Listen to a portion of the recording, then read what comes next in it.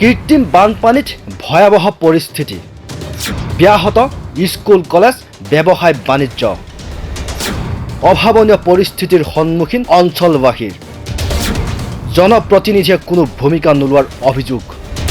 কৃত্ৰিম বানপানীৰ কবলত 83 নং মাৰ্ঘেৰিটা সমষ্টিৰ অন্তৰ্গত লিডু বজাৰ, লিডু মহাবিদ্যালয়, মাৰ্ঘেৰিটা চেগুনবাৰী, বৰগোলাই আৰু জাগুন কিছুদিন ধৰি ধাৰাসাৰ বৰষুণৰ ফলতে কৃত্ৰিম বানপানীৰ সৃষ্টি হয়, যাৰ ফলত বিদ্যালয় মহাবিদ্যালয় ব্যৱসায় বাণিজ্যৰ লগতে সৰ্বসাধাৰণ লোকৰ মাজত অভাৱনীয় পৰিস্থিতি। অঞ্চলবাসীৰ অভিযোগ অনুসৰি ৰাতিপুৱাৰ পৰা অহা বৰষুণৰ ফলত উত্তৰ পূৰ্বাঞ্চল কল ইণ্ডিয়াৰ সকলোবোৰ কলেৰী পাহাৰৰ পৰা নিগৰি পৰাত পানীৰ পৰিমাণ বৃদ্ধি হৈ লিডুৰ বিভিন্ন অঞ্চল বৰ্তমান বানপানীৰ কবলত পৰিছে। আনহাতে কাষতে থকা কেঁচা নলাৰ পানীৰ পৰিমাণ বৃদ্ধি পোৱাত ইতিমধ্যে লিডুৰ একমাত্ৰ উচ্চ শিক্ষানুষ্ঠান লিডু মহাবিদ্যালয় আৰু কাষৰ বিদ্যানগৰ অঞ্চলৰ চাৰিওকাষে ক্ষতিসাধন হোৱা দেখিবলৈ পোৱা গৈছে, যাক লৈ বৰ্তমানে অঞ্চলবাসী অতি চিন্তিত হৈ পৰে।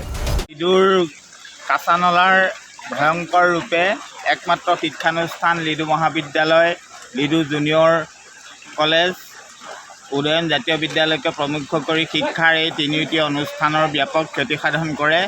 বিদ্যালয়ৰ আচবাব পত্ৰকে প্ৰমুখ কৰি বহু প্ৰয়োজনীয় নথি নষ্ট হৈছে। এই ক্ষেত্ৰত আমি স্থানীয় প্ৰশাসনৰ দৃষ্টি আকৰ্ষণ কৰিছোঁ।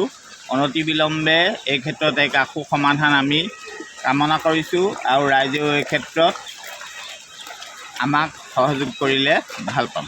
নতুন বহাগতে পানীয়ে আহি পিনি এই বিদ্যানগৰখন মানে সাগৰ কৰি পেলাইছে। এতিয়া এখন বিদ্যাসাগৰ নদী নগৰ এতিয়া বিদ্যাসাগৰ, ইয়াত কলেজত গোটেই পানী ভৰ্তি হৈছে। এই দলংখনৰ ওপৰত ইয়াত পানী আছে। এতিয়া জাবৰ জোঁথৰ দুনিয়া গোটেই লিডুৰ জাবৰ জোঁথৰ আহি পিনি ইয়াত জাম হৈছে। আমি এতিয়া সকলোৱে মিলি পিনি এই জাবৰ জোঁথৰবিলাক আঁতৰাইছোঁ, নহ'লে এই দলংখন হয়তো পাল্টি হৈ যোৱাৰ সম্ভাৱনা আছে।